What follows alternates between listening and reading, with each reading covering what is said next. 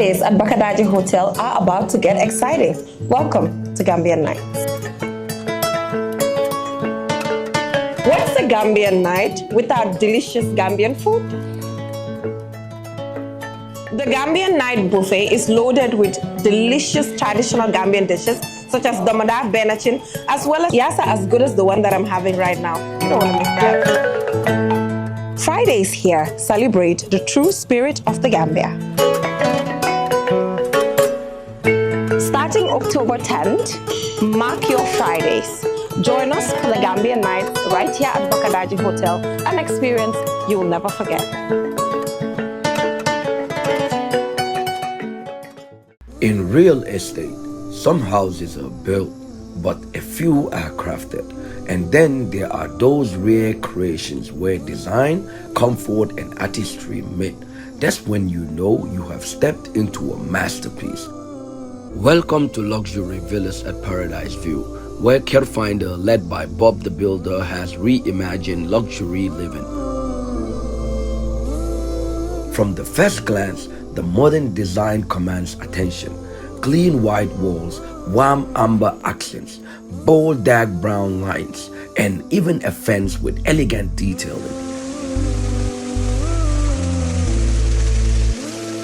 Right at the entrance, a serene waterfall greets you, nature and architecture in harmony.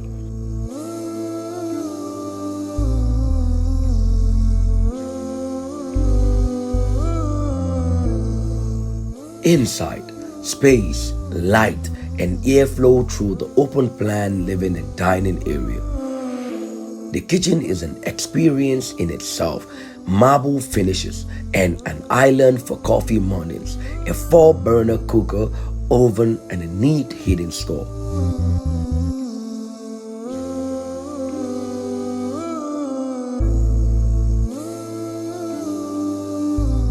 Master Suite is your private retreat, walk-in closet, spa-style bathroom, and a balcony with uninterrupted views. 2 other ensuite bedrooms and a second parlor give you more space to live and connect. Every detail from motion-lit stairs to a sealed roof and a private boys' quarters whispers care and craftsmanship. Designed by Carefinder, because luxury isn't just what you own, it's how it makes you feel.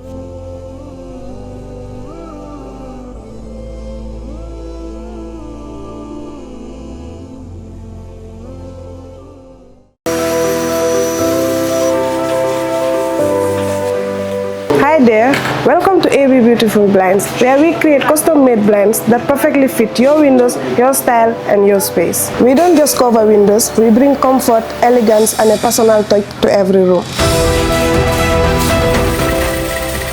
Our mission is to make your office or your home look beautiful while giving you the quality and the durability you deserve. We've got 3 beautiful types: vertical, roller, and zebra, designed to fit your space and your lifestyle.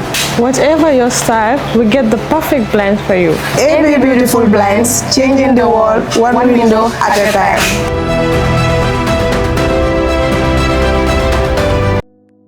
In the heart of Jabal lies a company built on a foundation of quality and trust. Lee Properties is shaping the real estate and other industries in the Gambia, prioritizing peace of mind for every customer. From the moment you begin your land buying journey, our team is dedicated to guiding you every step of the way. We ensure you receive the proper documentation for your property and even assist in the construction process, helping you build your dream home from the ground up. At Lee Properties, we believe in making your property aspirations a reality.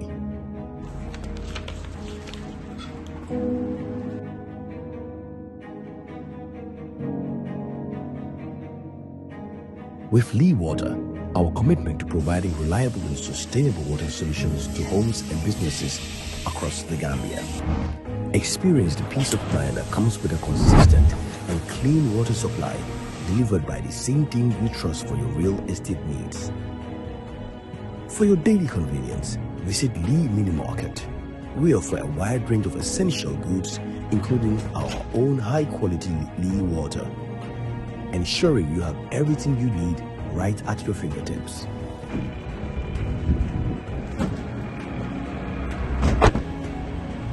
Imagine you are building a dream home on land acquired through Lee property. You rely on Lee Water for consistent supply of clean water. You stock up essentials at Lee Mini Market. And when it comes to construction materials, you head to Lee Building Materials for all your needs. With Lee, you're not just building a house, you're building a life of convenience and peace of mind. And for those seeking independent water sources, Lee Borehole Drilling Services offers reliable and efficient solutions, ensuring access to clean water.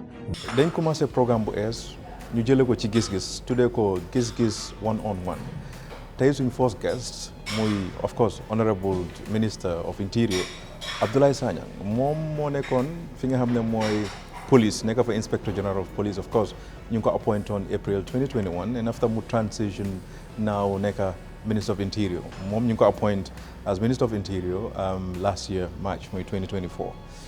Tey dina ñëw ñu toog waxtaan ak moom ci li nga xam ne mu ngi xew ci Gambia ci wàllum security. Of course gis nañ crime rate bi muy public perception bi nga xam ne mu ngi happen ni ñu bëri dañ gëm ne crime rate bi dafa high or dafa dañ gis surge of recent. Loolu yëpp nañ ko waxtaanee tey ci gis-gis bi dinañ waxtaanee ci affaire yi Omar Badji mooy ku nga xam ne ñu ngi ko rey Mandinari.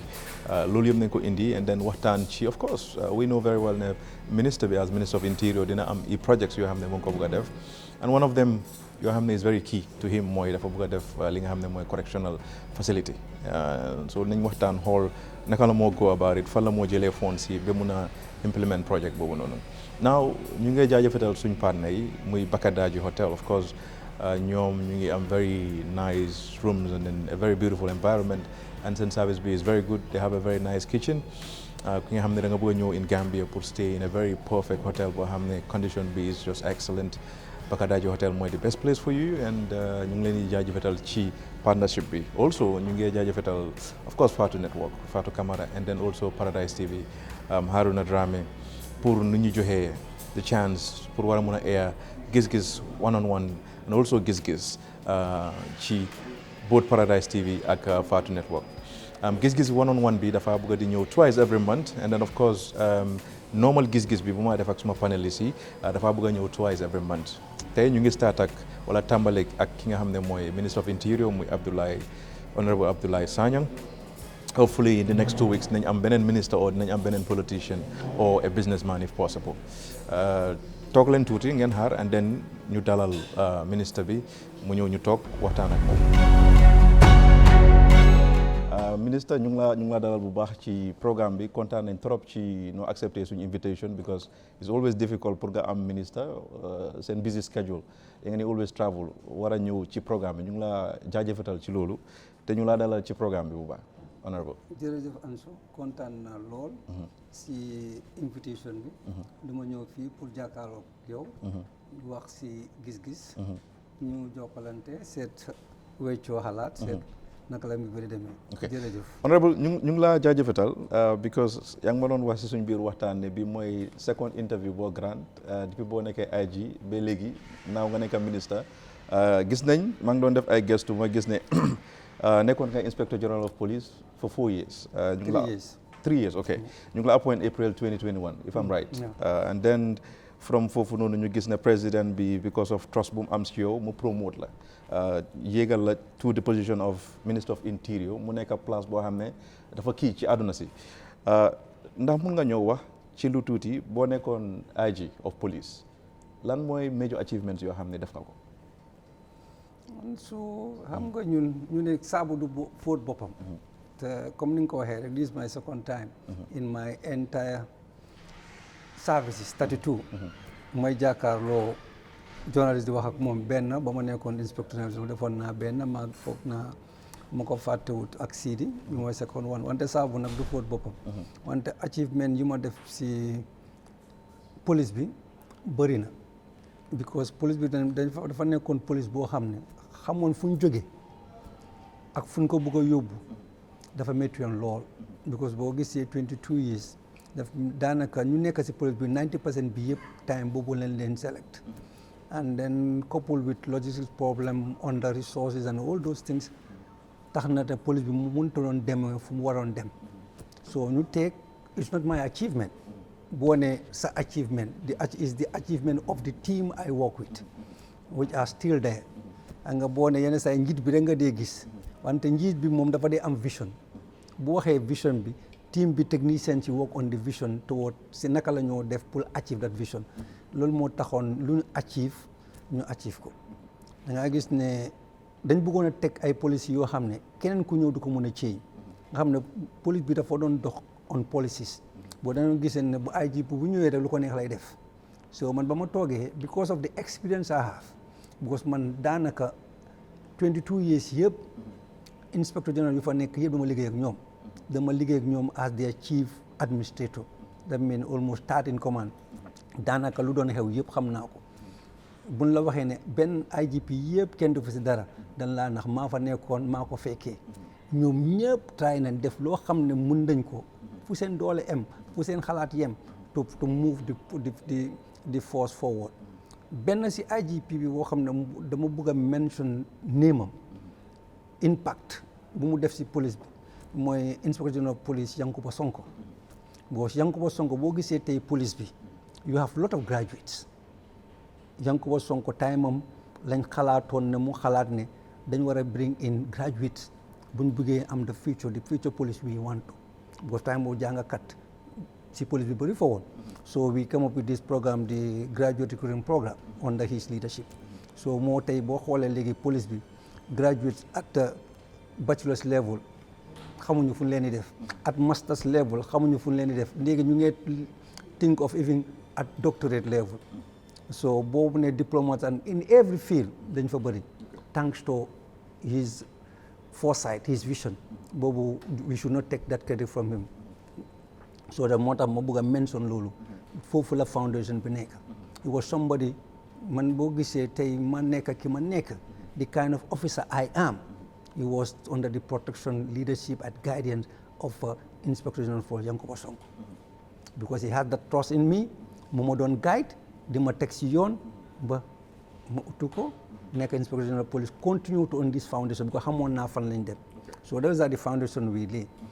We put on in policies in the graduates. You make sure we want the police to be professional police because we know where we were and we know where we want to go. The loolu rek doo ko mën a build in 3 years or so. Balaa nga nit yi di Gambian di feel impact bi maybe the short term impact, the medium, but the long term impact. I'm still confident that the Gambia Police Force will be one of the best in the sub-region in the later future. Okay. Luñ yàgga di gis in most cases mooy police stations yoo xam ne in fact it's difficult pour nga differentiate ndax bii police station la or not. waaye gis nañ in terms of infrastructure police stations yoo xam ne yaa ngi ko build boo ñëwee in ndax mun nga ñëw wax a little bit on the side of funds, because I understand very well the police were somehow struggling until now, I believe, in terms of finances. Come for Ejele Halis, nguur bi si bopam ñu ngi struggle waat mala police. But nan nga don't go about having funds to make sure ne infrastructures were put in place while yaa ngi nekkoon IG. So the realities are there. Xam nga nguur bi then found themselves, or we found ourselves in a situation that are competing priorities. Health sector being for, education being for, agriculture being for. So nguur bi concentrate them, even though they ñu ngi def lu ñu mun in terms of security, but yeneen sectors yi they are overwhelmed. So foog ñu jox concentration, ñu ñoo jox lu ñu mun. Boo ko gisee not only this present nguur, since time immemorial, Jawara time, the former regime, the Second Republic, most of the time, most of the stations you know because you know we were using the peacekeeping fund to build those stations. But then they don't build station no here. The build station come self-contained. Bugumon, if you didn't mention this Bugumon because I don't want to blow my own trumpet. Yes. But we have during my time I said look, and then with the outcry outside, people talking about human rights. People start talking about standard. And then when I look at it and I said, okay, fine. I think this is a genuine cry, this is a genuine call. Because lima wax rek moy fu ndan tek nit ñi man bama fa tege du ma neex non la ko jëlee. That's where the idea came. And I called the team and said, look, there is a need for us to do to change the ball game. So, okay, what do we do to make sure our stations are human rights compliant? They are standard. People who come into conflict with the law, by mistake, set a good. We are not looking them as criminals, but they are mere suspects. So how do we handle them? Where do we put them? That's why we came with this concept of holding places in the police station, not cells. So we come with a design. That's where the new model police station came about. We approached UNDP because funding was a problem. We approached UNDP, we tell the idea to them. When they look at it, they said, this is a wonderful idea. We'll do one sample. So we did one sample. In fact, the sample was for Bara. We'd end up having it at Esau. But when UNDP started the project, GIZ came and said, look, I think this is a good idea. We also want to contribute. They did 3 for us. That's the Serakunda, the Bundung, and the Kairaba. So those are the ones because ñom dañ amon fond ready. So ñom ñu implement sen bus bala Esau bi di ñëw. But Esau is the model police station. So now ñu ngi ko def everywhere in the country. Ñu ngi legi GIZ, ñu ngi bil Brikama, ñu ngi bil Soma, ñu ngi bil Farafenni, ñu ngi bil Basse, and also at the other part of Maka Masiri. Bobu dafa nek a hybrid where the PIU and also the general duty will be. So those are the fine. Those are A police station. Now with the current IGP, the idea is we have B police station, we have C police station. My police station bu topp ci A bu gëna ndaw, and then police station bu topp ci B bi bu gëna ndaw. Those will be the police posts in areas. Wante nag loolu foog ñu defaat general assessment, because nowhere in the world nga am in 1 mile radius nga am for 5-6 police station. Boo xoolee Serekunda yaa ngi am Serekunda, yaa ngi am Bakote, yaa ngi am London Kona, yaa ngi am Marché Ngelaw, yaa ngi am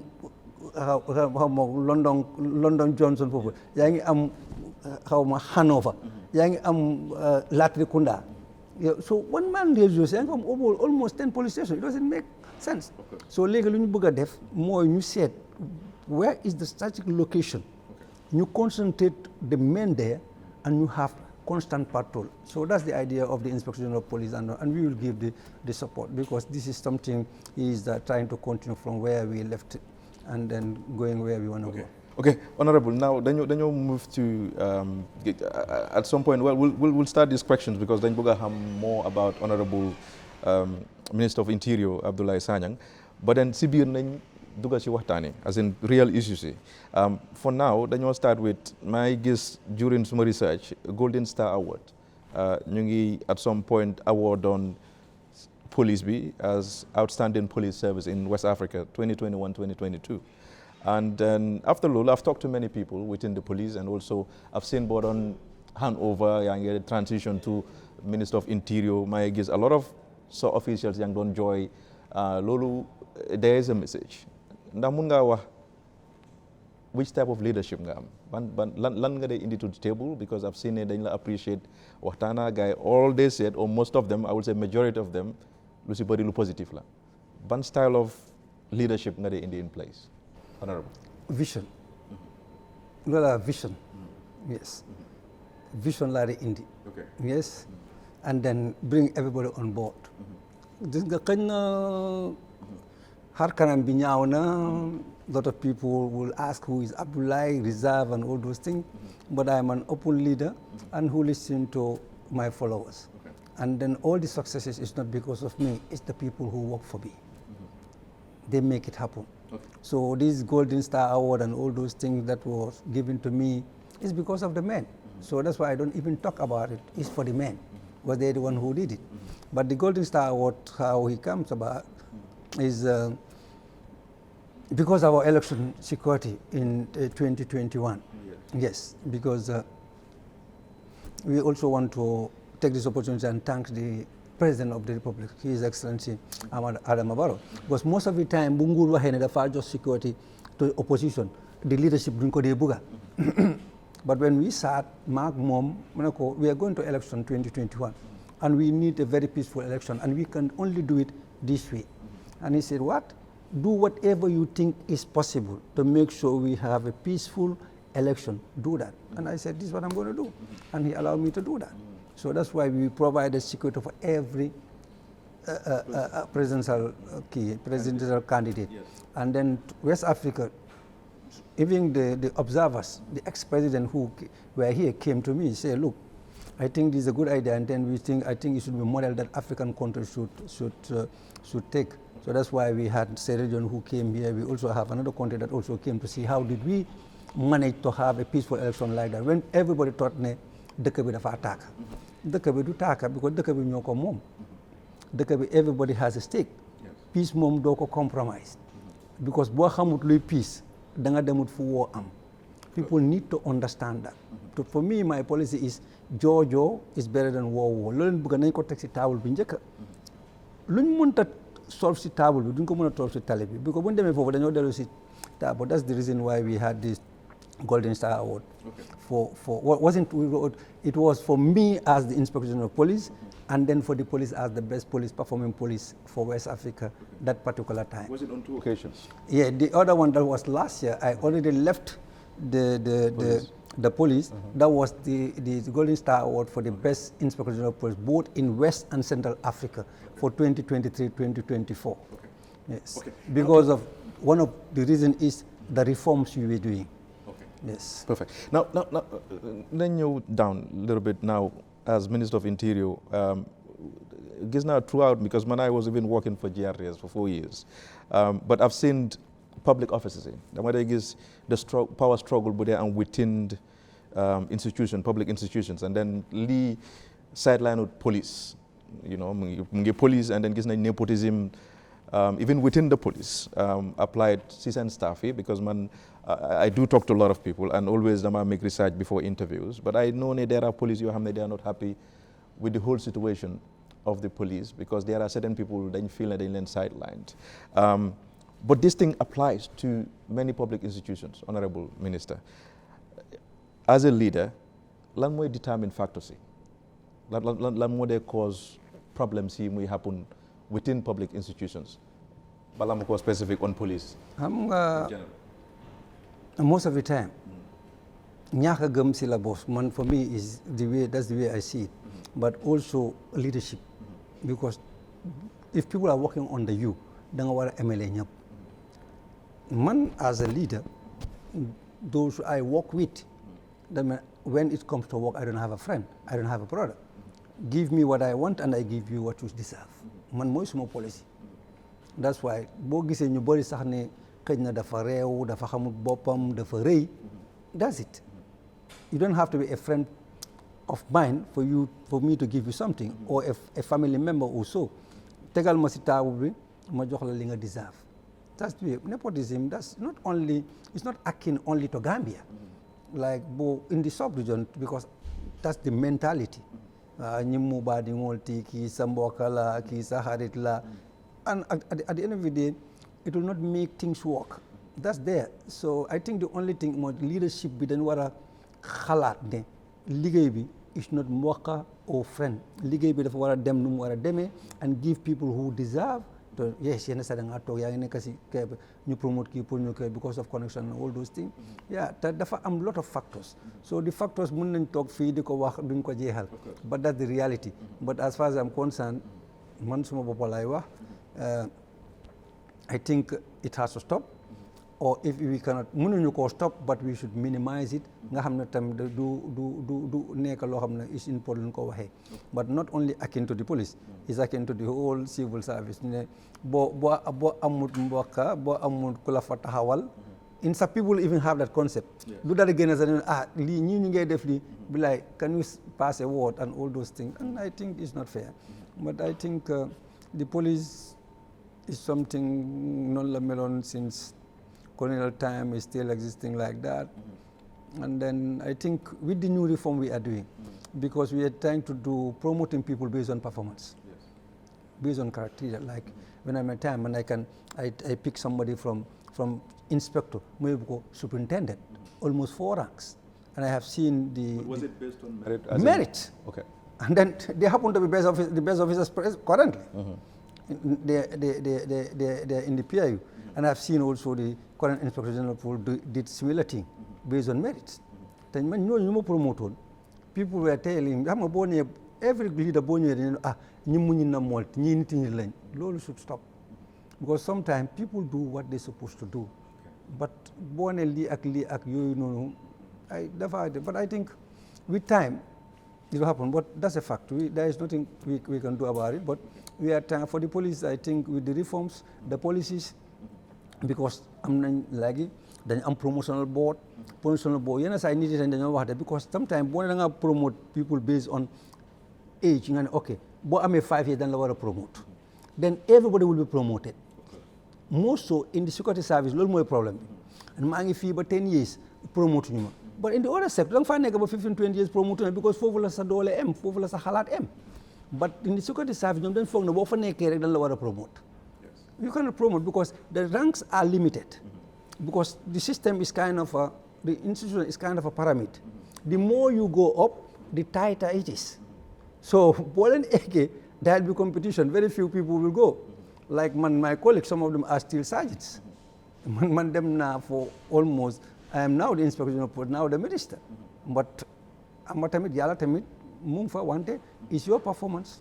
My take is, and then the police will be left at the police, which I think they're still doing, because currently there is a promotional board going on.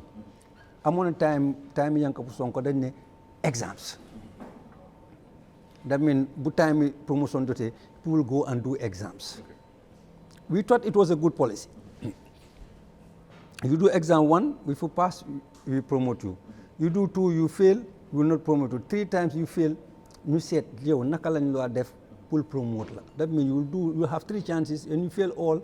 But you realize that some people who are doing the work and then are effective,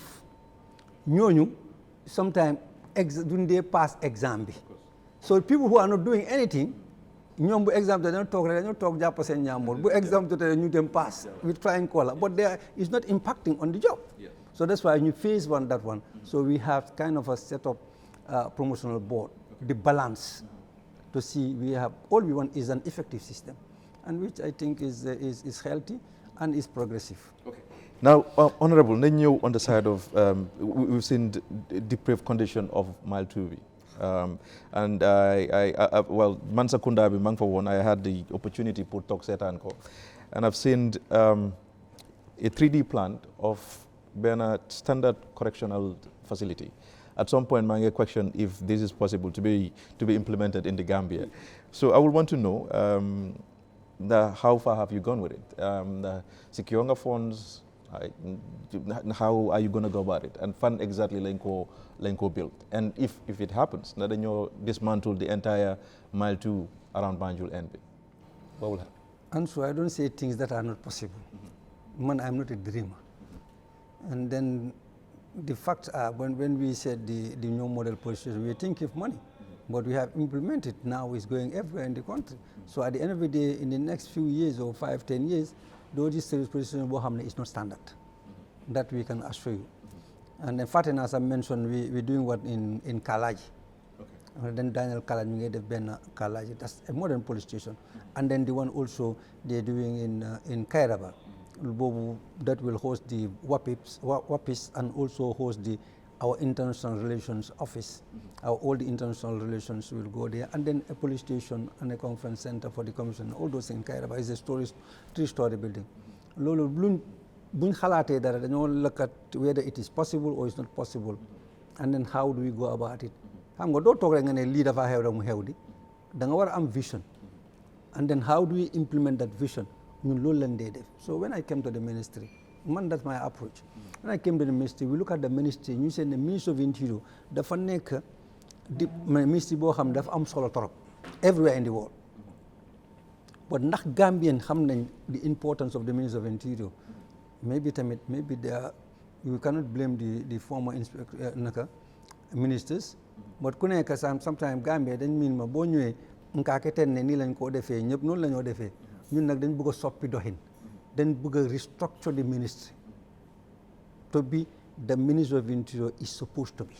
Si loolu la, that's why we take our plans, our 5-point agenda to digitalize everything in the Ministry of Interior, together with our 5 or 6 department that works under us. We have a concept. We have presented it to cabinet approved it, and we are working toward funding it.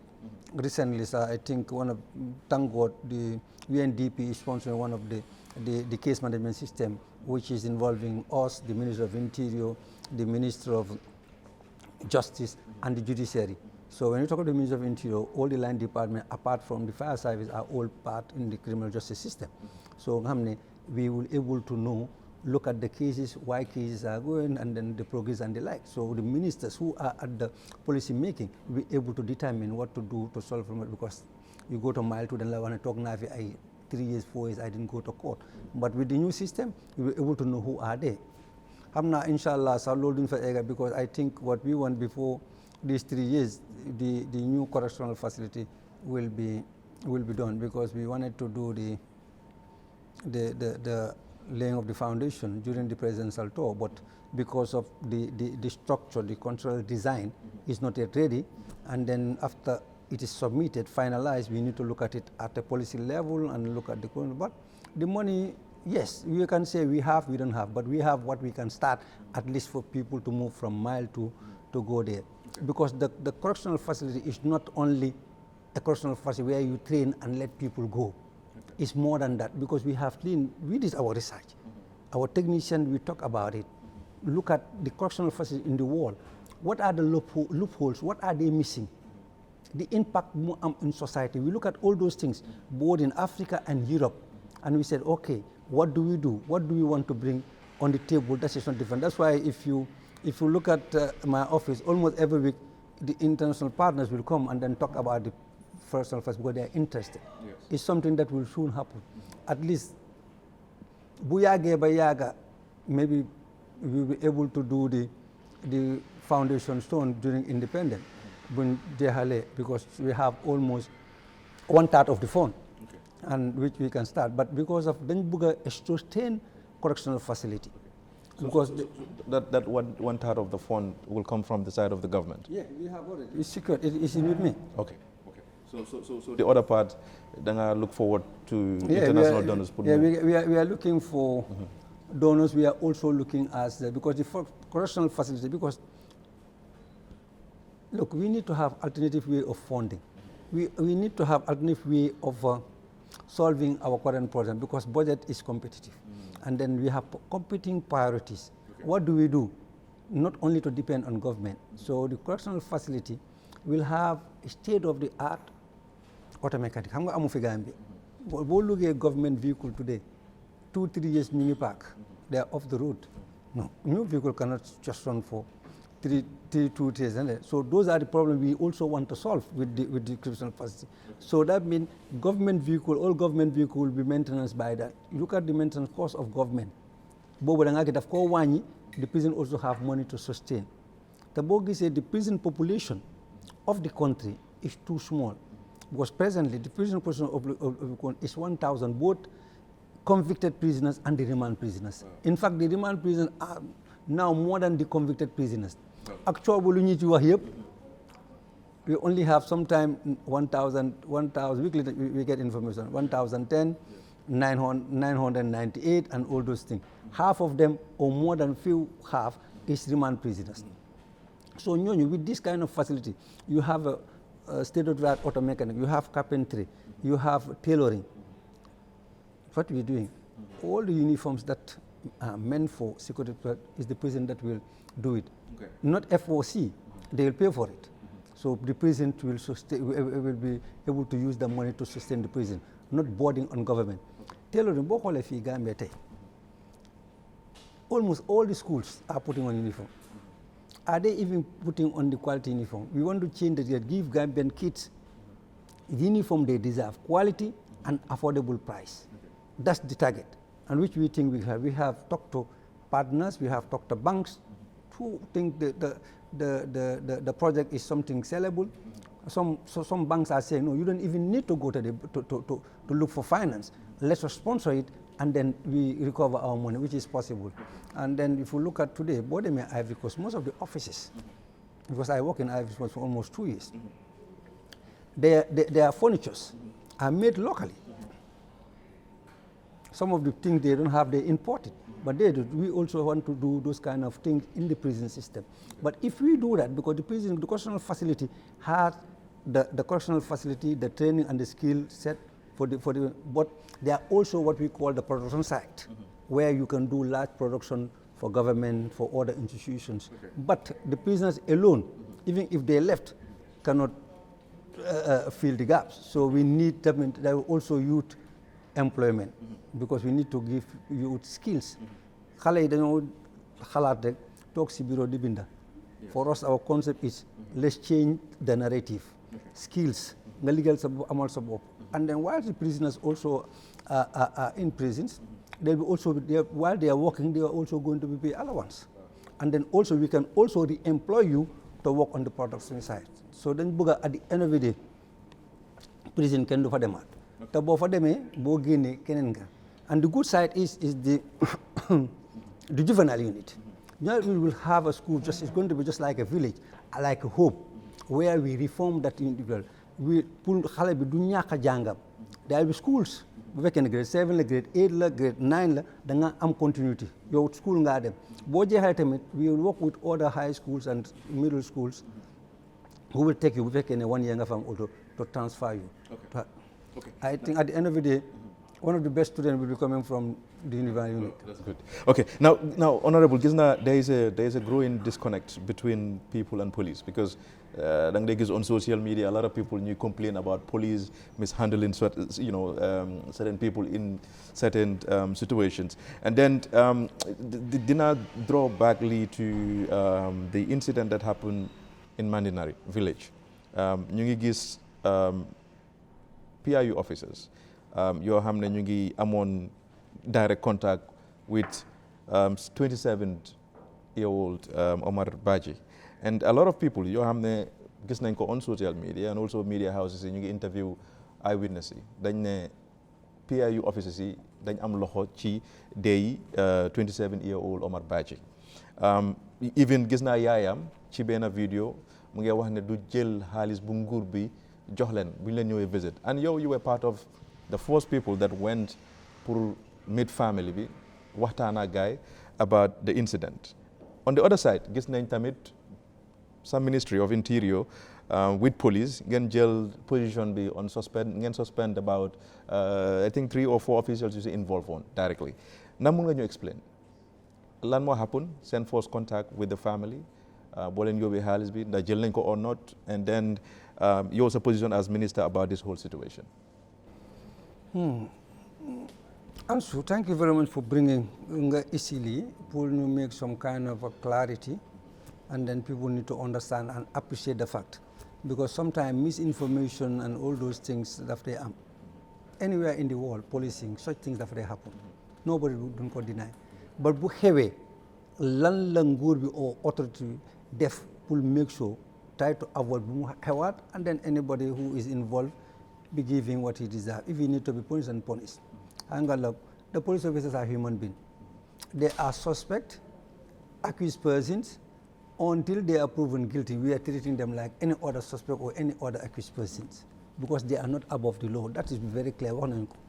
Because boo gisee ñun suñu briefing bi sax balaa ngaa dem dañ laa wax ni you are there, yaa ngi sol sa uniforme la yaa ngi dem si liggéey bi loo def da nga ko def si yoon. If you come, we'll back you. Even bu fekkee da nga daf nit dafa dee sa loxo sax we'll go to the right procedures. Am na time yoo xam ne nit a doom ak papa doom bi dafa doon papa dafa doon dóor doom rey ko, but because of moo ko jur, but we arrested the father, and then we went through the right procedures. Ñun tamit luñ def is not extraordinary. dañ def loo xam ne dañ ko war a def because nit dee na. And to make the clarification, they were not PIU officers. They were general duty officers. They were general duty or patrol officers, not PIU officers. Because fii bu ne param rek ñu ne PIU la. Te man nag PIU naka jekk they are my heart. I love them. Yes. It's a unit that I love because I know the kind of security ñoom luñ isi si dëkk bi boo gisee ñuy tëdd di nelaw is because of them. I know the sacrifice with limited resources you know def. People need to understand that. People can make mistake. This mom bu leen ci boole ñoom du ñoom. These are general duty officers who were on patrol. Lii xew na bañ ko déggee as far as the police is concerned, they did exactly what they're supposed to do. Mooy keep them, arrest them, immediately suspend them because they are accused person, because they are not above the law. And we treat them with like any other accused person. And then what we did is, xam nga lii bu xew na, there is a family that lost their beloved son, ñu xëy na brothers and the like. So it was the right thing. It's not even nguur. It's the president who said, look, this is happening. At least da ngeen war a dem ngeen seet family bi naka lañ mel and also ma joxe suma sarax. It's not from the nguur. And then it's not the family who said no. Xam nga bañ doon dem we're going to see the family pour extend our condolences on behalf of the president, which we extend this thing, and some tukul. Xam nga fii Gambia it's culture, it's tradition. Boy dem kañ seeti naka dëj fa nga yóbbu sarax. Sarax bi loolu rek la. That's how to do from this money is doesn't good. And then the family never said no, we are not going to pick them, we are not going to take the money. Family must have wax loolu because of ñu bëree fa nekkoon kii ngay because ku nekk xam nga bu am na ñoo xam ne they are extrovert buñ gisee how do you call it buñ gisee bu dara di xew rek ku nekk dafa bëgg a wane sa bopp. Those are the coow bi fii ak fii. But when we went inside with the family ñu jox leen ko, they accepted it. And then even the one of the brother who ngeen dégg he was angry, for me it's normal. He came back, we chat and we discussed, he apologized, said no, you have all the right to be angry because situation bi la. Ñàkk sa son or sa brother or relative dafa metti and si anam bi tamit wante nag police bi ñun lu ñu wax famille bi yëpp as far as nguur bi concerne def nañ ko. Dan moo tax ñu ne police bi yes though seen liggéey la pour investigate more the cases, but this time around no, we will not do it. We will allow government. That's why we wrote to the Attorney General pour ñu def an inquest. Attorney General wrote to the judiciary and judiciary appointed a judge. So now we want things to be independently done, and we did also a post-mortem. That's why we are not pronouncing on the post-mortem, because there is an inquest. So let the magistrate who is the coroner that naka do the rest. So whatever, if the police officers are definitely responsible for what had happened, actually the law will take its course. That's why we are treating them like any other person who is a suspect of a murder, if at all is murder. Okay. So it's unfortunate. That's why ñu ngi tamit jaalewaat the family. We continue talking to them. I think after that incident in this place, Mandarin, I have met them twice. We have discussed healthy discussions, and then I think we cannot bring Omar back, but all we do is to make sure Omar have justice. Lolo we can assure Gambian people at any cost. Lolo mom is not something that we can compromise. Yes. But aside from the side of justice, are you also looking at compensate, for example, compensate family? But balanga compensate it. That is after balanga compensate it. That is the court to decide.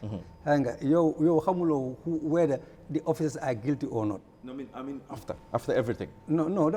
Let's say assume. Assume in this case. If you're talking of compensation, something went wrong. You did wrong, right?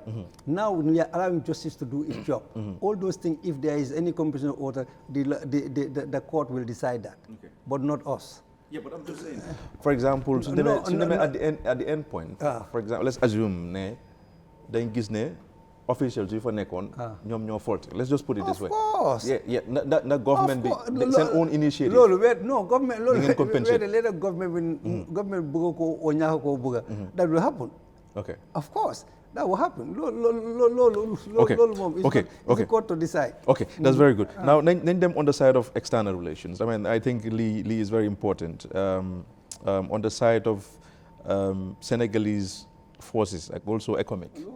About police bi di ñàkk seen réeroo ak nit ñi of course. xam nga police me as far as I'm concerned man moo tax dama doon wax suma gars yi mënuma def beneen liggéey lu dul police yi because nekkul ne police da nga bëgg a nekk police rek boo nekkee foofu si nga xam police bi si lu moo daj with all that because bëgg a aar nit ñi moo tax ñu nekk fa people can say anything they want to say that's their opinion but dama doon wax gars yi sax léegi man dama doon wax ba ma nekkee so dama ne nañ tëj police station je benn 1 hour rek benn 1 hour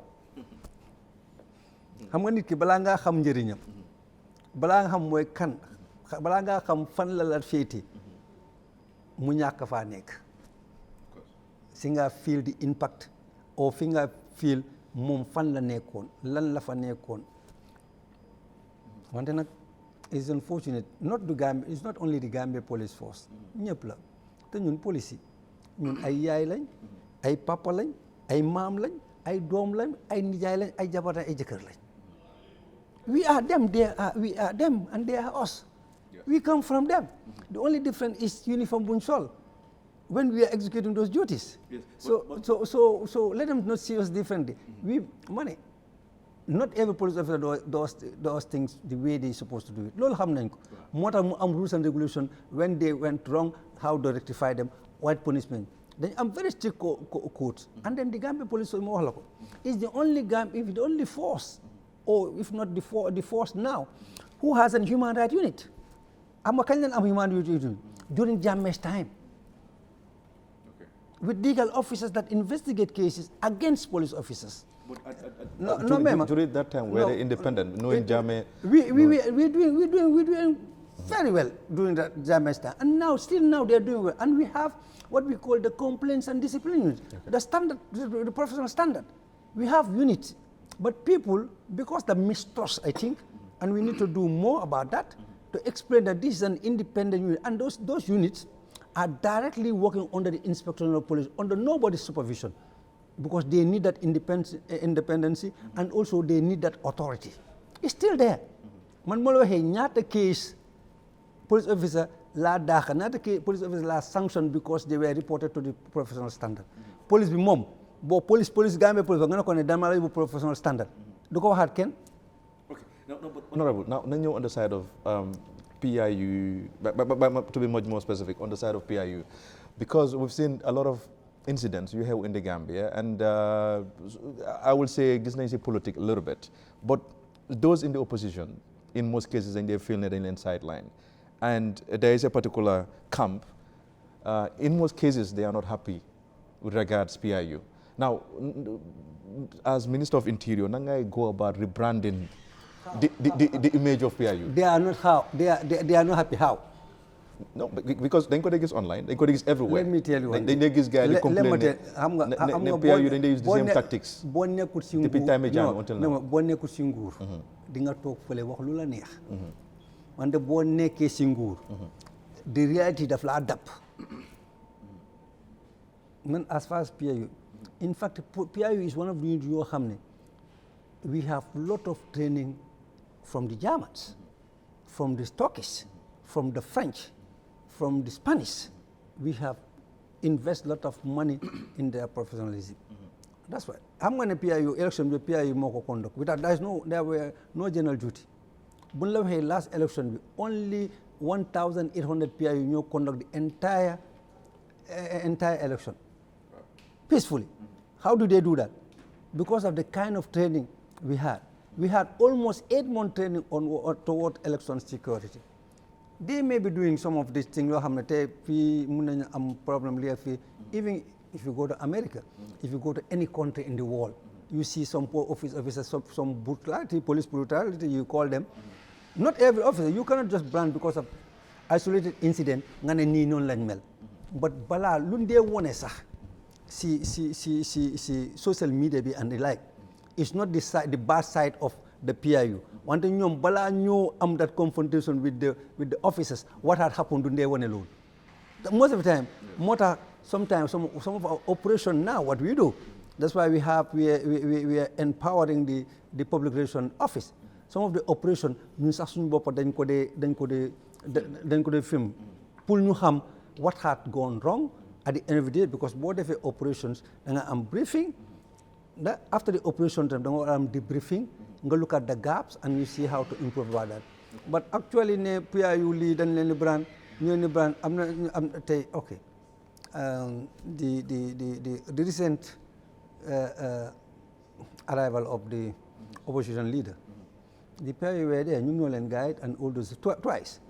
One day lu ñoo wax rek okay we thank the Inspector General of Police this and that foofu lañ am. Where do we see this kind of thing in any country? Yes. So say the good things we say, we do. But every negativity again brand new loo xam ne tegu leen ko fen. Isolated incident of they am. Then they take action. Yes. And then when we take action, we don't normally publicize some of those actions because security dafa sensitive. Of course. So buñ toogee nga ne every little mistake we do xam nga li wax for the good of the public, general public. Yenn saa da nga compromise certain things. Nga def punish li nga punish do the needful and then do also the necessary rectification. Because boo leen buñ wonee nit da nga ni sax nga toog ngay wax ak nit mu ne la aha bàyyil sa xel boo bàyyil sa xel xam nga TRRC amoon na fi o nekkat nii de lii amoon na fi lii am na you are making the officer scared. Man li ma dee wax sama officer mooy da nga am training da nga am procedures yi nga war a def pour to do execute your job. Please do your job as per the rules. Boo si make a mistake nag we'll follow the rules set fan nga amee mistake lu la war a teg lu la war a rectify but that should not scare you. Okay. We don't want to be opening the floodgate for people because of our compromise security. And then we will not compromise the security of this country at any cost. Okay. Okay. Now Nenyo on external relations. As the minister entrusted with internal security, yaa ngi bokk ci minister yu gën a important ci dëkk bi. Gis nañ economic seen initiative, of course backed by ECOWAS, and then you gis chunk of these forces dafa am a component of Senegalese forces yoo xam ne ñoom ñoo nekk di protect directly president bi. And Lulu is a concern to a lot of Gambians. And even if you talk to some people, will tell you li dafa pose a significant security threat to the country because dafa mel ni Senegal xam nañ président bi fu moo ndékkee fu moo añee fu moo reeree and they will get to know the security dëkk bi at some point. Na nga gisee loolu noonu honorable, and are we seeing them leaving the country at some point? Thank you very much. Jërëjëf Ansu. Xam nga nit ñi dañoo toog rek wax lu leen neex ñëpp xam nañ lu tax économique nekk fi te Gambian security services ñoom mi fi nekk ñu bëri si ñoom they went on peacekeeping and different missions. Man dem naa almost 4 missions a different we gis peacekeeping ñëw pour mu génn non du loolu de because a lot of resources and money is invested for a purpose. The UN of recent dañ gis ne most of the time they don't invest money at the end of the day bu ñu withdraw rek situation go back to normal. That means everything that they do is wasted. They have everything. They make sure they are satisfied. They are completely sure that there is complete stability. You have a stabilization force in Guinea-Bissau currently.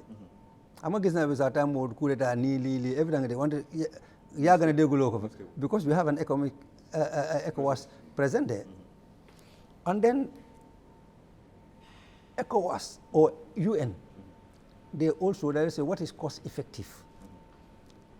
If you have officers or soldiers that can do the job that is next to you, are going to the cost of transporting them to the mission area is cheaper, and they are willing to do that. Why do you want to have to bring to somebody from Togo to come and do the job? The UN is like a mission. Then you want ECOWAS wo, UN wo, AU. Then you want this is the mission we want to do. You countries, the troop contributing countries. Can more buga participate? If they will give you number, they will say number. We need 500 personnel. So country bu nekk da nga ne ok man mun naa def lii mun naa def lii mun naa def lii like ECOWAS Gambia Sénégal they have forces here. They don't only have military force, they also have what they call a foreign police unit, which is embedded in ECOWAS. They are kind of police officers, but have some kind of logistics and then material that the normal police officer will do. They are between the police and the military. So you can use them during civilian uprising and the like, because they are riot control units. You can also use them as VIP protection. You can use them as insulation security. So ñun fa am ñun Gambia ku mu nekk nii koo ne na nga yóbbu pipis boo ko yóbbee benn at du nangu ñibbisi mu nga uti extension. In other countries like Sierra Leone kañ lañ jógee Sierra Leone ñaata years. Gambia, that's the way Gambia, and we have 3 forces here. We have the Ghanaian, who are responsible around the airport area in the West Coast. We have the Senegalese, who are responsible for the presidential security, and we have the Ghanaians, who are responsible at the border, or at the border on the North Bank. And second, currently the presidential security, almost 90 to 95% are all Gambians. The Senegalese are taking the back seat. Apart from the PPO, that's the personal security, the Senegalese are taking the back. All guys is plain color shape. Bon deme bu nekké 10 two ñaar rek mo fa nekk Senegalese. Right? What people are saying and what is happening on the ground is not true, because they have a purpose and they're giving the responsibility of the protecting the president and the force family. So both even the Senegalese soldiers or whosoever is there, they are taking the back seat and then doing their job. But the actual people who are doing the job, most of them, 90% of are Gambians. So on a Gambian, Senegalese ñoo secure and all those things. Even because there is a mission here. Even because Senegalese ñoo leen this for, that's a mission, that's their purpose. Okay, no, but Honorable, in diplomacy, I'm not lu ñoo ooyee zero sum game, as in zero sum game, meaning kii mooy gën a profito kële. And in this case, a lot of people they complain ne Senegal ñoo di gën a njëriñu ci Gambia. Now, but in terms of security, no how? No, but in terms of security. No, dama la bëgg a laaj how. Loolu laa nekk di laajte. Now, in terms of security. No, dama laaj loo xam doxaloo ma how. Balaa mën a defend. Okay. I do the argument. I need to have things on the table. Okay. Argue. Okay. Because gis nañ, well, I haven't seen any document boo xam ne dama ko read, but there are a lot of partnership bu government in Gambia, nguuri Gambia def ak Senegal in the side of fishing, security and other areas. But fishing is not my area. No, it's not your area. Yes, but I'm coming. Now, on the side of security, we've seen Senegalese all over. Comme mooy loo nekk di elaborate on. Ñaata Senegalese? Well, before, number was a lot, but then go downsize a little bit. No, that's the number ECOWAS wanted. Look, but when they were doing this mission, all right? No, when they were doing this, no. Okay, go ahead. When they were doing this mission, okay, ECOWAS asked every country for contribution because they have a number. Okay. So countries contributed, and then ECOWAS realized also the easiest place to get the personnel is Senegal without spending more money, cost effectiveness. Loolu tam da nga koo factor. Even booy dem ordinary mission fii yeneen mission yi sax dañoo seet cost effectiveness. Loolu da nga koo seet. So those one of the factors. Senegal being also border you can easily transport them in, transport them out. Booy def troop changing, which is very expensive. But every individual da nga koo plan la 100 kilo. Loo xam ne yaa ko fayal mu jënd yooyu and all those things. Senegal, they are not having so they are saving a lot of cost. And then because of the mandate buñ jël, that is what they told ECOWAS we can do. Ghana ne lii la ñoo def, Nigeria ne lii la ñoo def. Loolu ñëpp, why are you not talking about the Nigerians? Because you are not seeing them. Why are you not talking about the Ghanaians? Because boo demee Ghana, boo demee naka Baara, si ferry bi, yaa ngi fa gis Ghanaian ñu ngi fa every day and you are not talking about them. Yaa ngi gis yaa ngi gis si airport bi Nigerian ñu ngi fa fees tel, you are not talking about them. So why are you talking about the Senegalese? Okay, but Honorable, because the reason why I'm going to push this debate is because it is very important. Gambians, a lot of Gambians, problem with the yaga do tay. No, it's not, no, I will not agree. It's not a lot of Gambians. People who are in the social media to say whatever they want to say, because they have a purpose of saying it. Yes. Same purpose of saying it Yes. is not because of they are genuine, Yes. because they have their own interest. Yes. I don't know why they are saying it. Yes. Yes. Now, Because peacekeeping missions are peacekeeping mission, and until assessment are done, because these are people spend their money. They brought them here for a purpose. They will just come and then remove them for like that. No, the mission, ECOWAS send BOP, and you fit the mission, you talk and do a mission assessment to see whether we should withdraw them totally or we'll do by phases or gradually. Loolu leen dee def si mission. Okay. Gambia is not an exception. Why do you want to make this thing an issue? Now, Honorable, ba ma ñëw fii nii, because Ansu du ma nangu loolu because ni nga ko waxee wax ma ñan nga what percentage of the Gambian? Okay, now. What percentage of the Gambian? Dama nekk di jël reference on. No, dama la bëgg a laaj what percentage nga ne No, it's going to be difficult because there is no most of the data. Gambian. No, there is no data. Then if you don't have data, you cannot argue on it. Okay. Now, léegi dama bëgg a jël reference on this. Wow. Because we understand very well in Gambia since time Jammeh, Senegal, they've been relying on Gambia on the side of problem we have Casamas, because they know Gambia is very close to Casamas, which is southern part of Senegal. On this case, gis nañ Gambian yaa ngi provide protection to the president. So it means that both sides ñu ngi njëriñoo ci partnership bi. But kan moo nekk di win more, Honorable? Because loolu needs to be explained for Gambians in to understand. I don't understand what you mean Gambian ñu ngi njëriñoo, Senegal ñu ngi njëriñoo. Yeah, because Gambia... Senegal are not here because of their Senegalese. Senegalese are here because ECOWAS want them to be here.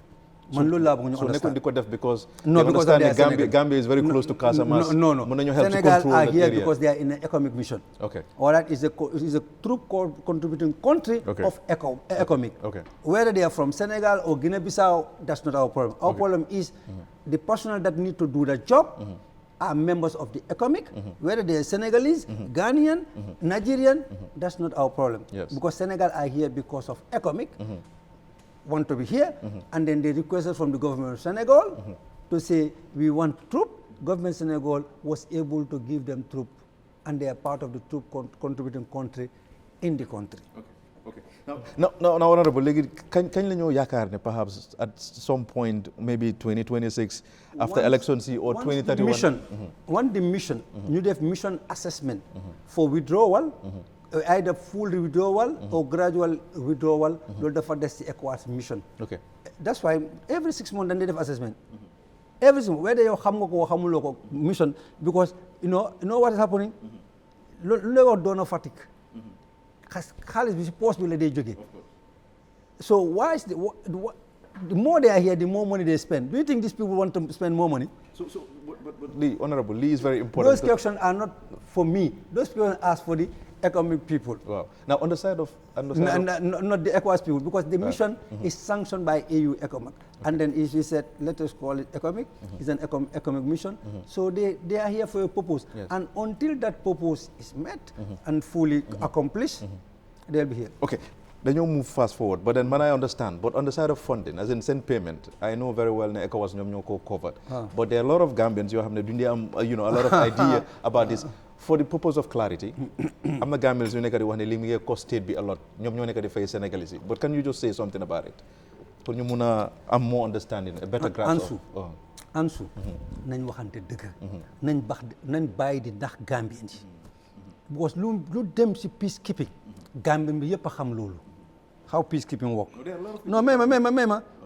ñëpp a xam loolu. Because every Gambian member, police officers, military officers, immigration officers, prison officers, dem nañ peacekeeping. Tax xam nañ how peacekeeping works. And mema, send family know how it works. Because I was the man in charge of peacekeeping for almost 15 good years. Ordinary people you might call, pour ma dimbali seen nit ñi pour ñu dem peacekeeping. Ba xam nañ fan la xaalis bi jógee boobu du jógee dëkk boo xam ne yaa ngi toog wala na ngaa fayee ñooñu. Non mais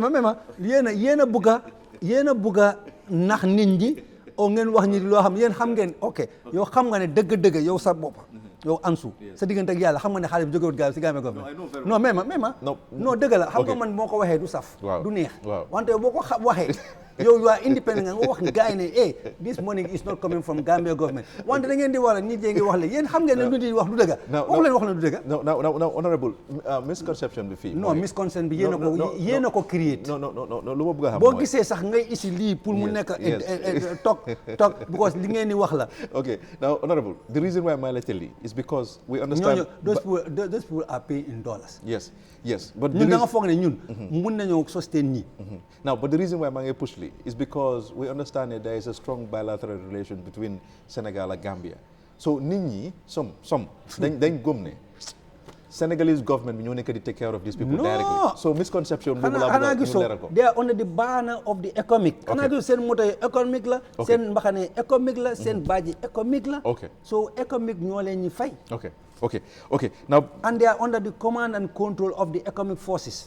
They are not here as Senegalese. They are here as economic forces. Now, yéen nag yéen a war a defal leeral boobu du gis-gis boobu ngay wax da nga ko war a leeral ne la nit ñi. si gis-gis bi.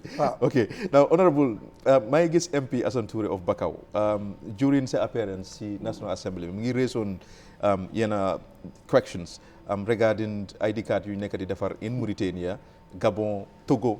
And perhaps am ngeen plans pour ngeen defaraat ko ci yeneen dëkk in Africa. Politicians yi of course mooy political actors yi nga xam ne ñu ngi bokk ci political arena bi of course they believe ne ñoom seen belief seen gëm mooy ne government bi is doing this because elections yaa ngi fast approaching ne président bi mun naa secure a lot of votes through this ñoom ñooy xam naka la ñoo go about it I mean the government ndax lan nga ñoo mën a leeral on this. Ansu xam nga buy nit wax loo xam ne dafa am fayda dafa am yooni maa nit dañ ko war a xam xam nga li ma wax si soose waaw déglu ma wax naa ñëpp na ñëpp I don't want to repeat what the politicians say iko soose am na lu ñu wax si soose xam nga la because man doomi soose la iko ning kumo jenketa am mooy ñaanande ka tin sahaya ID card xam nga boo amee ID card that doesn't make that you're going to da nga vote am ID card taxul nga vote foog nga ut voters card ndax du léegi yow soxloo ID card pour am voters card lu laa jox ID card document document yooyu ñoo laa jox voters card why do you go and spend money to acquire voters card when you can have voters card without spending money ban ngay def yow mooy voters card document yu laa jox voters card the same document yu laa jox ID card nga dem through that struggle fay xaalis soo nga dem uti voters card ndax mën ngaa jël sa document yooyu without fay xaalis nga dem nga am voters card that's benn te ñaar state politician lay wax state dafa am responsibility for all his citizens that's why we have embassies for our bilateral relationship and also for our citizens who exist within those areas. How do we take care of them? That's why embassies is a property of the state. Boo duggee si Gambian embassy bi Gambia nga dugga. So that means lu Gambia mun a def loo mun a def Gambia that embassy tamit mun na koo def tey balaa ñoo dugga si ID card balaa ma wax guys bañ sene teams we sent a team in Spain and in Italy. Everybody was clapping for us for passport. Passport is a national document. We make sure our Gambians who are abroad and cannot have access back home, we provide those facilities for them to be able to have those passport, their document to do their daily transaction, and if they want to travel. That's why government spend a lot of money at a loss. When money we are spending to go and do those things, we are not gaining anything. That means we don't qualify free of charge because that's government responsibility. So it's the same charge fee like you guys, just like in Gambia. Yeah, but fella, you pay more. I think you pay $120. Okay. 120 euro. Okay. Nga talk for nga name is la passport, develop everything. How much money? Nga am a team of 7. Nga fay ñu per diem and everything for almost 10 days to do those things. Def nañ ko Spain ñëpp nga tàccu government bi. Naka diaspora ñëpp ngay tàccu. What's the difference between ID card and passport? It's also a national document. We have our Gambians who cannot access, who cannot do anything, who cannot come back to Gambia without having those documents in Mauritania. What's wrong us going to issue them those documents? We have our guys who are in Congo and all those things. Some of them don't need passport, they need ID card. That's why we went there to give them the ID card. We are even sending a team is currently in Guinea-Bissau. to give them national document. That's the responsibility of the state. Fi American bi sax bu sa Sénégal lu def ni Sénégal moo ko njëkk a def. Some countries, Guinea, dañ ko def. And some countries, what they do now, they have their officers, the consular office. We post immigration officers there to do this channel. We don't need to back home. They will do and the ID card are not issues outside.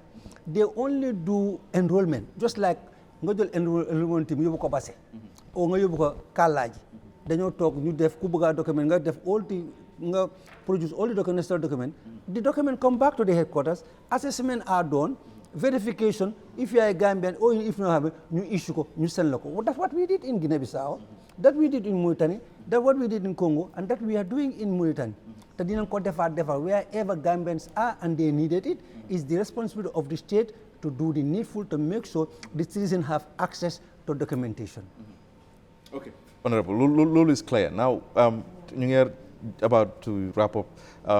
Gis nañ a lot of protests yoo xam ne ñu ngi ko stage fii in the Gambia, and then gis nañ police in certain occasions ñu grant permit, sometimes ñu deny, and gis nañ Pura event bu xewoon with Pura ak yooyu noonu, and a lot of young people are not happy regarding ñu leen dee handle. Gis nañ gars yi dem mile 2, still now amuñ anything clear about it, amuñ any detail about seen state of condition right now. But then lu gën a garaaw mooy nit ñi they worry about elections yaa ngi jege si ndax duñ gisaat ay protests yu happen hopefully next year. As Minister of Interior, yan plans nga am pour make sure ne problème du am ci dëkk bi fii ba elections? Ansu plan yu mu am nu la ko wax di. Yeah, but no, Ansu. Mais man day ma plan yu ma du la ko wax. Okay, but déglu ma. Yes. What is clear? We are responsible for internal security. We make sure we'll provide the internal security. Sini or sina. But are you hopeful? Sini ina 2020 mo gëna tof. Waxon nañ fi ni dëkk bi dafa attaque. Def nañ élection dara xewut. Lu xew control nañ ko. That's why we are security officers. And we are doing the needful. Everything we need to do to make sure we keep this country safe. We are doing it. It's not compromisable. Don't go compromise. Na leer si nit ñi. The security of this country don't go compromise. We will do whatever is take according to the law, and we also want people to be law abiding. Law dafa am. You can protest, is your right, but provided you do it as per the law. Boko deful as per the law, lo fa fekka lo gobe nga gar. That has to be clear. Nanga toge, you cannot threaten the state. Nobody threatened the state. Your boy threaten state. Can you threaten state? Can you threaten state? Do you think we are putting ourselves in security, in insecurity? Everybody is threatened. Dëkk du doxee noonu dëkk dafa am loi, and everybody da nga war a toppa sarta dëkk bi. Boo bëggee protest dafa am loi bi lu mu wax. Until those laws are changed, nañ bàyyi di nax nit ñi. Because this is a settled one. The Supreme Court definitely the Public Order Act nii la wax. Until that law is changed, or until there is another judgment, a pronouncement like, okay, you don't need a permit from the Inspector General of Police, you need to have a permit from the Inspector. People don't want to understand. It's not every time you want a permit from the Inspector General of Police, Inspector General of Police will issue the permit. Because permit bi tamit daf bu la Inspector General issue permit dafa jël some engagement yoo xam ne daf ko war a def. Obligations. Jox naa la permit wax nga ma lii ak lii dafa am obligation yoo xam ne Inspector General of Police daf ko war a motal. Boo ko joxee permit bi daf ko dee segg seet ko ndax moom bu la joxee permit bi mun na laa defal lii mun naa def lii mun na def depending on his time and his because nekkul na yow rek lay liggéeyal te tam mu seeta yow tamit fi nga bëgg a def sa protest bi what is the repercussion, the consequences on the general public. Yow am nga right pour protest man am naa right also go to my business my usual business.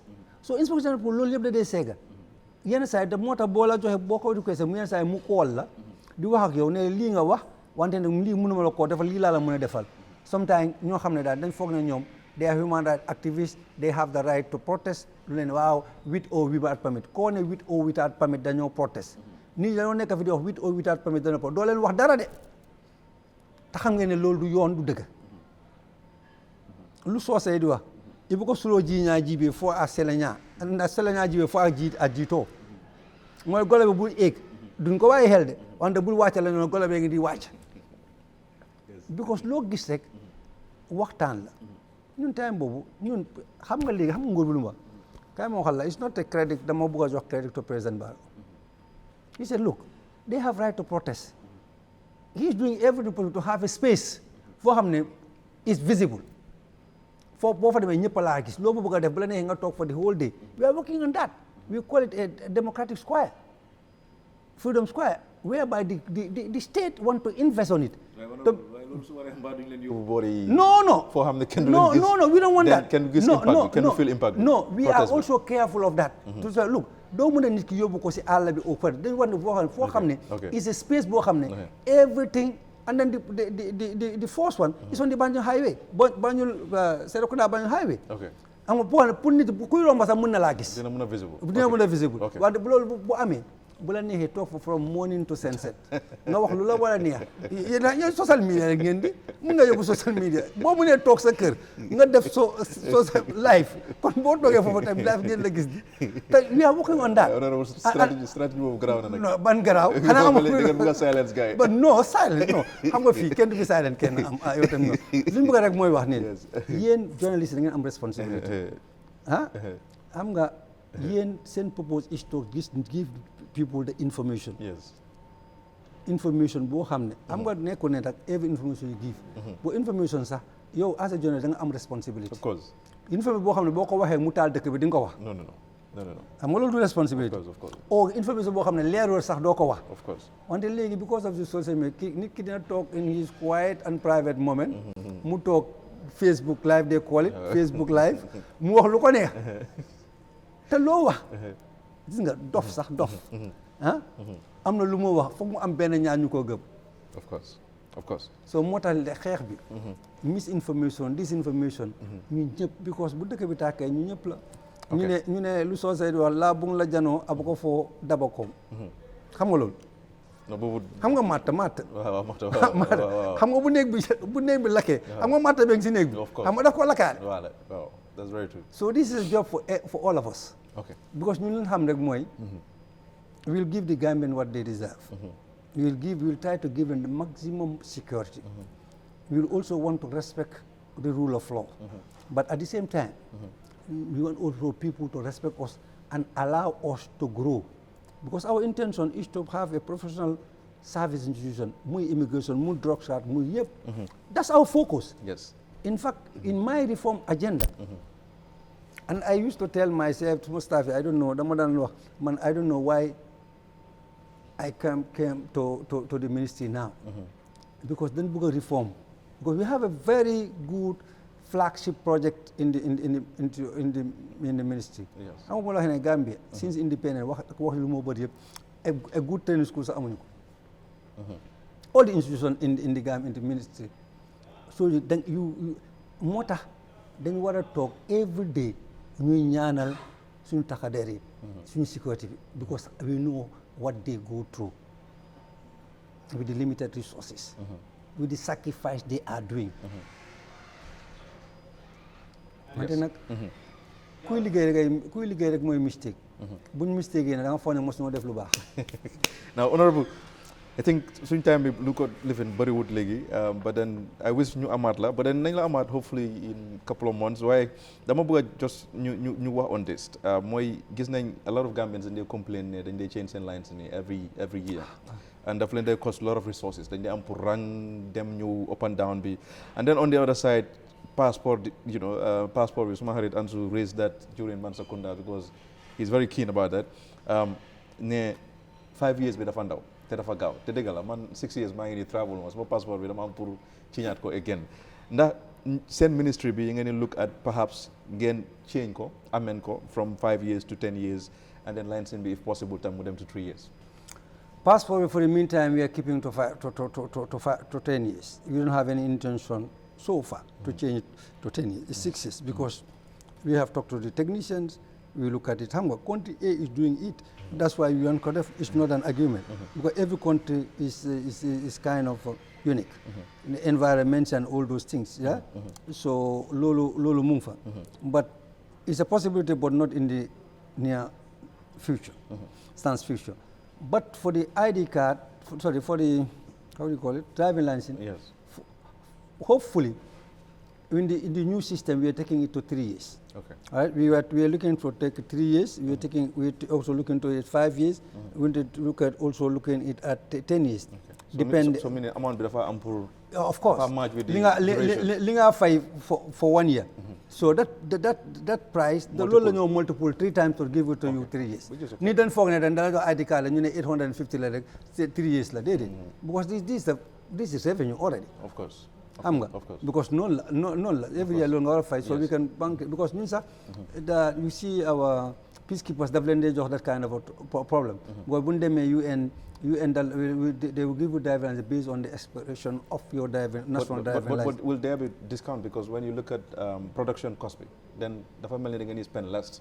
Let's say Ben Asoko printer, use for 3 years do you instead know, of printing if every I year. tell you we are not making that much money on some of these ID cards, so some of these documents, government is putting some money. Like look at the ID, the products ID card, like the ID card, the card is more expensive, and we are giving it to citizens cheaper. So there is subvention on the side of government. What we are buying the ID card, what we are buying, we are giving it to the citizen less. Wow. Because the ID card is $450 currently. It's the most expensive document we have, but we are selling it at less because it's every citizen need to have it. So we make it available for citizens to access it. Okay. Now, Honorable, just tell you like Lee, my crime rate is very high in the Gambia. I've seen in a lot of instances. Where is the data? Government. Where is data? Crime rate high. Based on No, based on what? Do you want base? Data. Of course, what now I want your data, your numbers. But then what I'm saying is, Mansumova. If I take an example of Mansumakir, in the past, hardly you get such a duga. But legi ñu gis sacha ya nge duga ci kër yi di attaque nit ñi. And lolu is happening everywhere. I understand police bi. Duñ ko dé report. No, of course duñ ko dé report. Kon ñu bu ñu report kon ñu am report yoy di. Yeah, but every 24 hours. Only every 24 hours we have 24 hourly report. Every station report bu fekkee ne sa nit moo ñëw ne kii daf ma naka ngoosi dañ ko dee report dafa nekk suñu système bi because we need that data to analyze to make sure we see where we concentrate our resources. Kenn waxoon ne crime amul kenn waxoon sàcc am wax ma ban dëkk moo am sàcc amul in UK London si boppam si yoon bi si tali bi nit yi nga attaque nit ak paaka robbery daylight right or wrong. Yes. Huh? Yes. Mema, where you have CCTV and more professional officers, police, better resource. Can work on the crime amount. But still now the crime rate in the Gambia is manageable. And then we are the lowest so far. Why there is this huge surge. As a number bit of them up really. We have the necessary patrols. You have the resources you mel. We the police patrol 24/7. In fact, even daylight patrol, foot patrol, because police will not have league, you try to 80% of their personnel be on the streets. But on the street also send tankering money use and they can reach everywhere. So motor available vehicles, you get a patrol. In fact, the issue in Mandinari, because of the police leadership, okay, we want police visibility, we want people to see the police, we want people to be saved. That was the reason those officers were in the streets. Bali hell, which is unfortunate. Our intention was very good, but at the end of the day, li mo hell. Lolu li yalla wax rek dafa am, so ñu bay ko ci loxo yalla. But crime, we are doing everything possible. How many this week or last week, from the last 2 weeks, the crime rate, according to them, their report is coming down. You have almost, I'm on 100, I'm like 80. Last week, 80 land record, and then the last 2 weeks, 100. So that means they are bringing it down because they are doing intensive patrol. We are even asking the military to do some kind of patrol the border for us because we cannot cope everything. So the police are doing their best to make sure the country safe and the country remain safe. xëy na me yow ak yow because yow bu dëkk Gambia yaa apprécié because you know xamuloo luy xew yeneen. Of course. When the people who visit the Gambia, they said they fall in love with the Gambia, with the peace. yow xal dëkk rek boo nekkee sa boole Sénégal mais tubaab da nga ko gis muy dox. nu ko nee te yow yeneen dëkk doo ko mën a def. But honorable, Lee is not. boo yu nekk di palpe gars yi si yoon bi. ñooñu they come from a society. environment yéen naka ngaa nekk yéen seen society yéen ngeen dëkk foofu ngeen dëkk fa.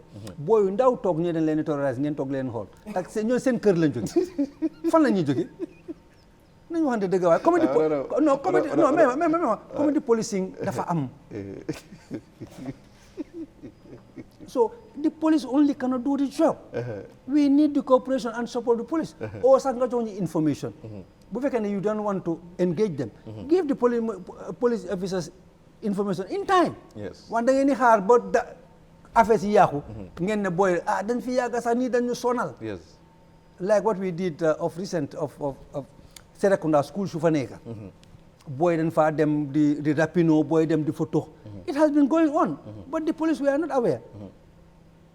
But when the Honorable Minister of Basic Education told me that day you tackle last week I thank you like police for 24 hours to make sure because we need information. We need information to work. Help them to do their job by providing the necessary information.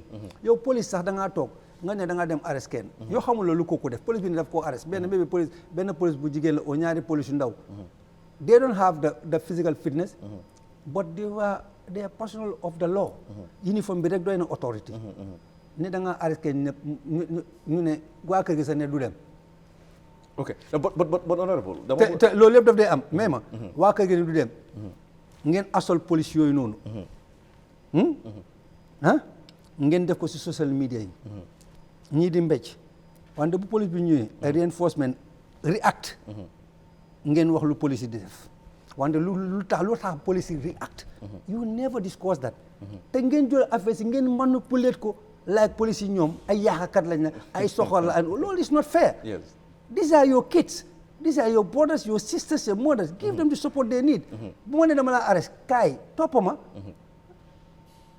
yow bu la police bi bëggee arrest lu tax puusan puula am bu fekkee ne yow da nga def police bi lu mu la wax bu ko police bi ñëw la fekkee daf la arrest dama ñëw seet si Ansu génn rek mu mbécc non. Okay. Now, honorable, just new closely, I think 3 minutes. But then on this, because a lot of Gambians, Lee is a concern. Bu ma dee wax a lot of Gambians, loolu laa bañ a dégg. Of course, no, because xam nga ñun tamit dañ am suñu data. Non, man data bi social media la jógee.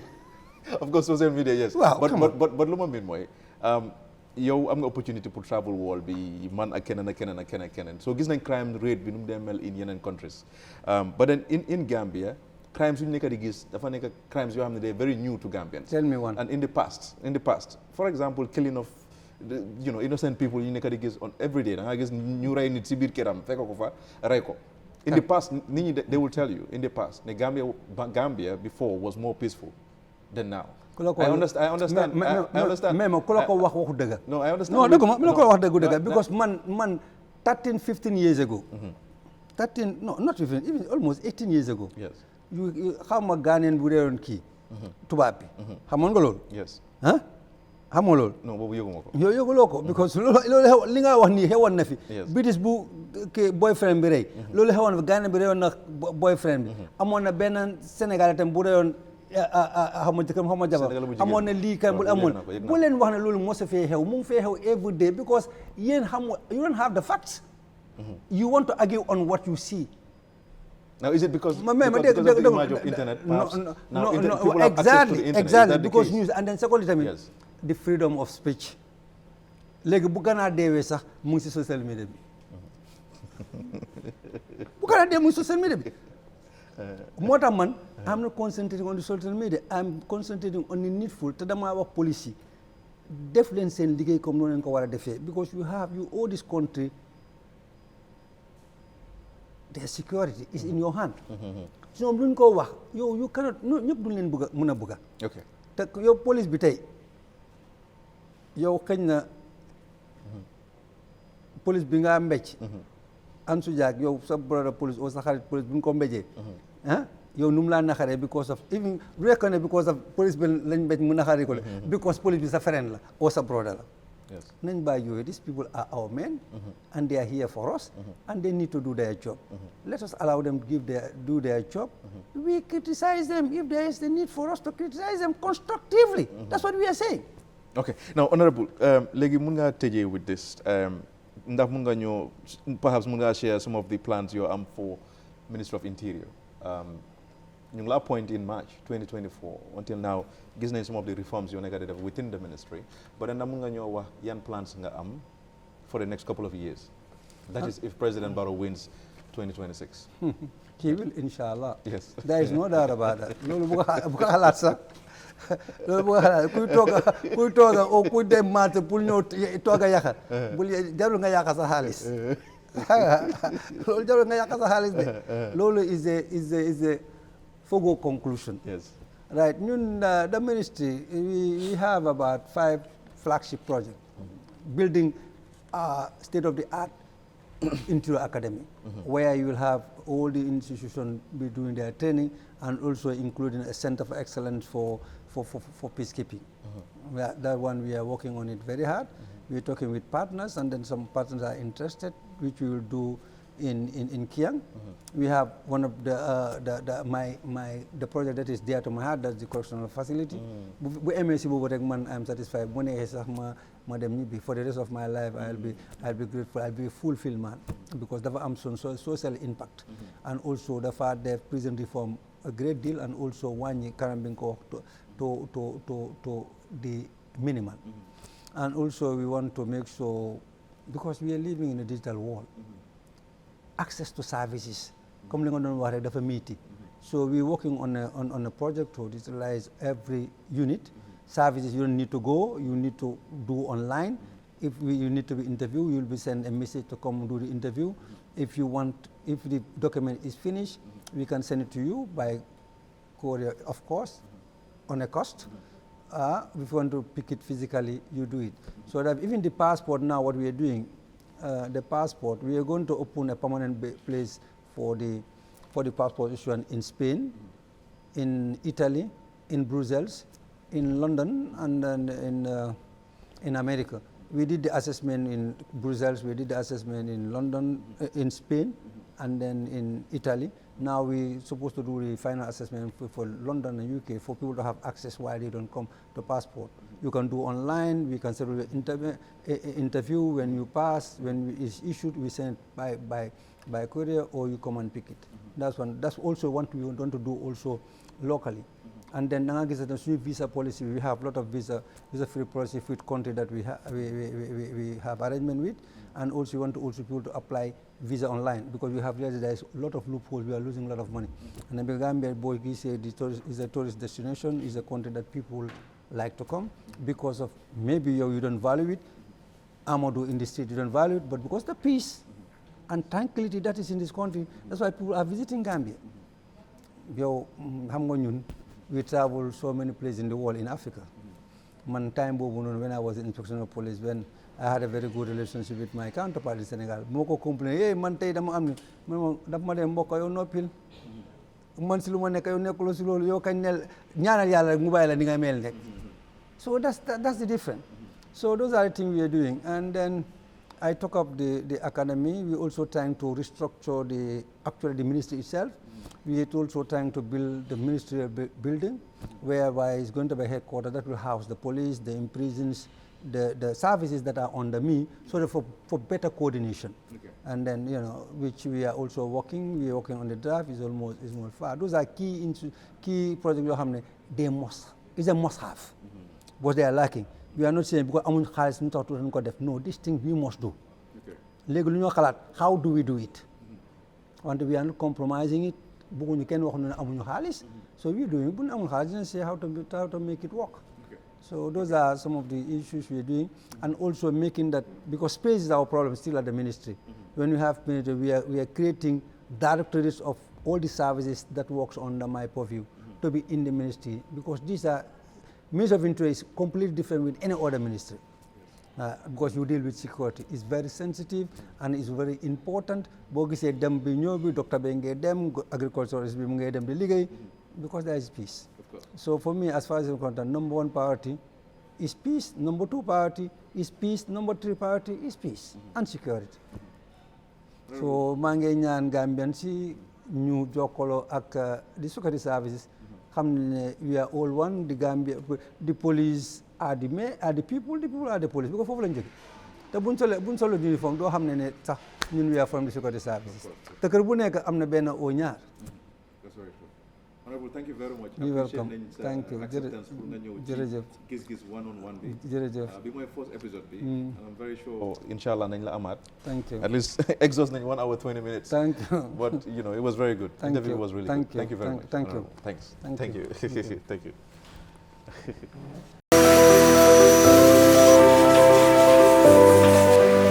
Hi there, welcome to AB Beautiful Blinds, where we create custom-made blinds that perfectly fit your windows, your style, and your space. We don't just cover windows, we bring comfort, elegance, and a personal touch to every room.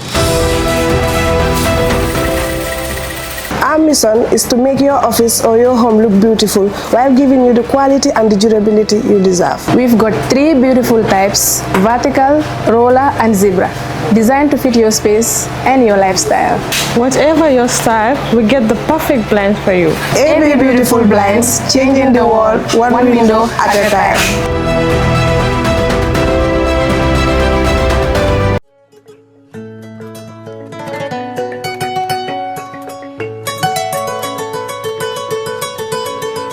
Fridays at Bakadaji Hotel are about to get exciting. Welcome to Gambian Nights. What's a Gambian night without delicious Gambian food? The Gambian Night Buffet is loaded with delicious traditional Gambian dishes such as damada, benachin, as well as yassa as good as the one that I'm having right now. You don't want to miss that. Fridays here celebrate the true spirit of the Gambia. Starting October 10th, mark your Fridays. Join us for the Gambian Nights right here at Bakadaji Hotel, an experience you'll never forget.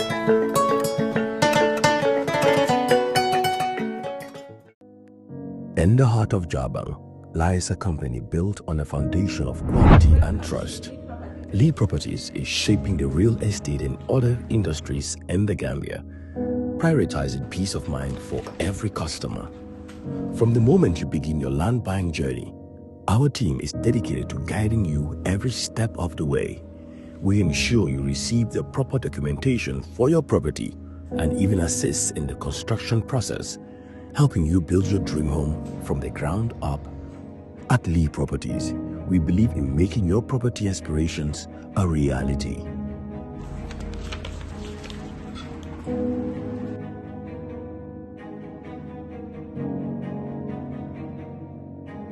With Lee Water, our commitment to providing reliable and sustainable water solutions to homes and businesses across the Gambia. Experience the peace of mind that comes with a consistent and clean water supply delivered by the same team you trust for your real estate needs. For your daily convenience, visit Lee Mini Market. We offer a wide range of essential goods, including our own high-quality Lee Water, ensuring you have everything you need right at your fingertips.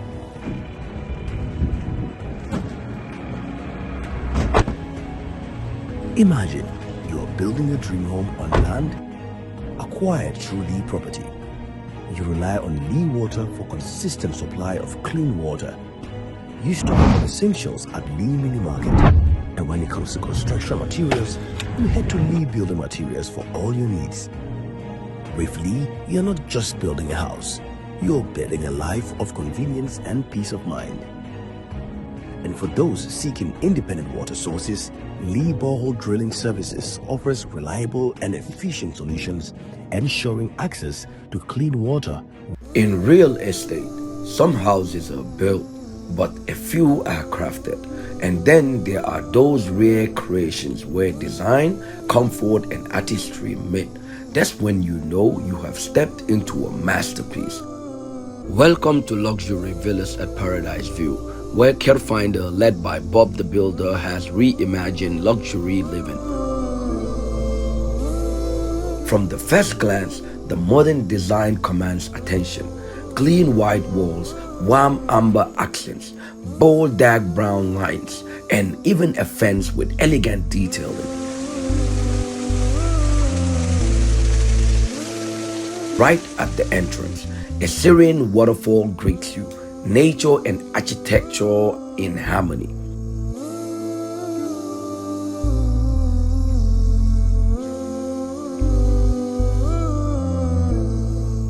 Inside, space, light, and airflow through the open plan living and dining area.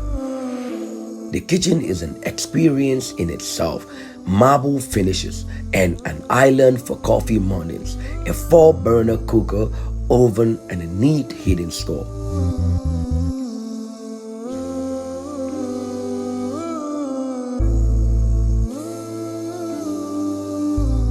Master Suite is your private retreat, walk-in closet, spa-style bathroom, and a balcony with uninterrupted views. 2 other ensuite bedrooms and a second parlor give you more space to live and connect. Every detail, from motion-lit stairs to a sealed roof and a private boys' quarters, whispers care and craftsmanship.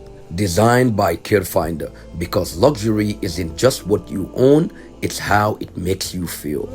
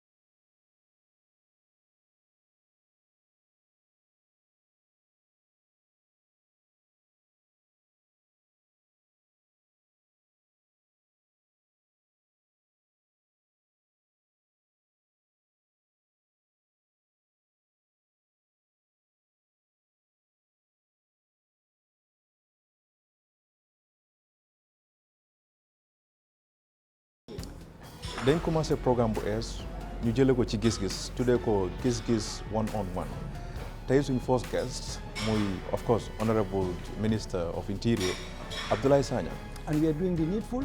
Everything we need to do to make sure we keep this country safe, we are doing it and it's not compromised. Don't go compromise. Na leer si nit ñi. Na leer si nit ñi. The security of this country don't go compromise.